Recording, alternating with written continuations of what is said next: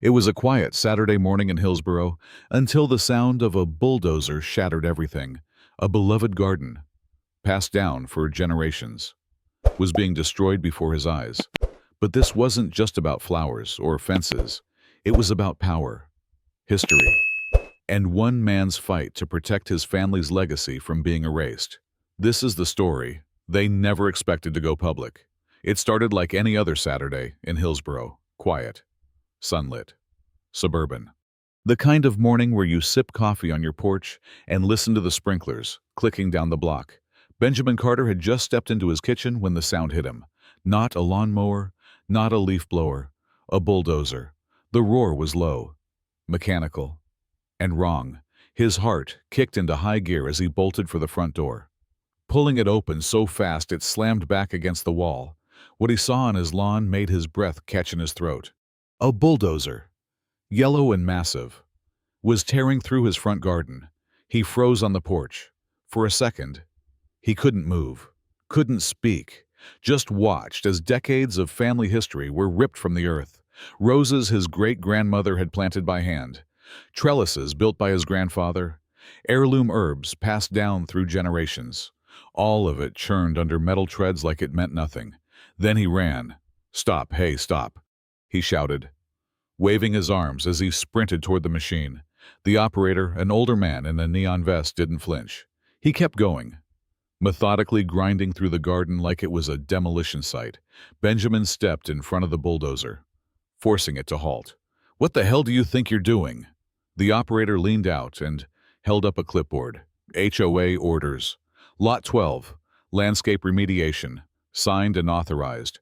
Benjamin's eyes scanned the document. At the bottom, Karen Reynolds, HOA President. And then she arrived. A white SUV pulled up to the curb like it owned the block.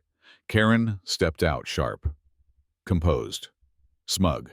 She didn't glance at Benjamin.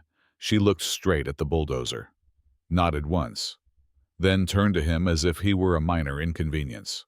"This was scheduled," she said. "You were notified. This is my garden." Benjamin snapped. "It's historic. This isn't overgrowth. It's protected." Karen's mouth curled into something close to pity. "The HOA determined it was in violation of our uniform landscaping standards. You had multiple notices. You didn't comply. This isn't a hedge trimming. This is destruction." She shrugged. "Your sentimentality doesn't override our covenants. Naturalistic landscaping is out of alignment with the neighborhood's appearance guidelines. This was approved by the board." But Benjamin had never received any such approval notice. He'd seen warnings. Yes, unsigned, vague, often slipped into his mailbox with no official header, but no formal vote, no hearing. He felt the panic rising in his throat, the weight of his ancestors pressing behind his ribs. His great-grandmother, Ruth Carter, had registered the garden as a local historic site back in 1936. It wasn't just a patch of plants. It was a living record. He pulled out his phone and called 911. When the officers arrived, the scene was chaos. Karen tried to take control immediately, speaking in clipped legalese about enforcement authority. Benjamin, voice shaking, showed them the plaque on his porch Carter Heritage Garden, listed on the National Register of Historic Places. That changed everything. The officers told the bulldozer operator to stop. They told both parties to consult legal counsel. And they told Karen, visibly rattled, now that she might be liable for violating preservation law. The bulldozer turned off.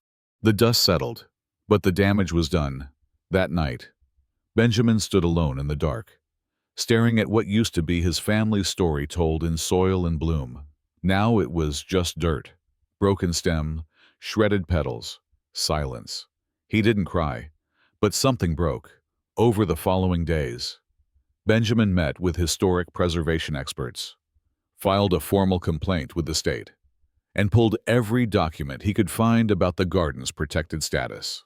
Meanwhile, whispers began circulating through Hillsborough. What Karen had done wasn't just petty enforcement, it was personal. She had a pattern. Several neighbors had received anonymous violation notices. One woman had been forced to paint over a hand-painted mural on her shed. Another had removed a vintage mailbox that violated uniformity.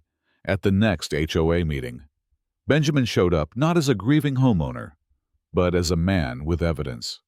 He brought photographs, legal filings, old newspaper clippings about the Carter Garden, and audio from a neighbor who had overheard Karen say she planned to clean up the street's image, starting with that wilderness next door. Then he dropped the final piece, a preservation attorney from the State Historical Commission. She spoke calmly, but firmly. "What happened," she said, "was a direct violation of state and federal protections. Karen's actions weren't just aggressive, they were illegal." The room fell quiet. Karen tried to speak, but for once, no one listened. Within a week, she was removed from her position by a special vote. An investigation was opened. The HOA board issued a formal apology, and Benjamin received a grant to begin restoring the garden. But none of that brought back what was lost. The trellises had to be rebuilt. Some plants could not be replaced. Others had to be coaxed back with months of care. Still, the community came. Neighbors who had once been silent now showed up with gloves, shovels, and seedlings. Children painted stones with names of the lost flowers. Elderly residents brought clippings from their own yards, grown from original cuttings Ruth had given out years ago. And slowly, one bloom at a time, the garden returned. Karen's house was listed without fanfare. She left Hillsborough within a month. Her name faded from the community, but not from memory. Benjamin never celebrated. He simply returned to his routine. Pruning, planting, restoring. The new garden was not identical, but it was alive, and it carried something deeper, now proof, that memory can survive, even when someone tries to bury it under concrete and code. Visitors stop by now and then, sometimes from out of town. They walk the paths and read the sign. They ask him how it all happened. He never tells them about the bulldozer first. He tells them about Ruth, how she'd talked to the roses like people, how she believed a garden wasn't just a place, but a promise that something beautiful could grow in the same spot, again and again, no matter what tried to destroy it.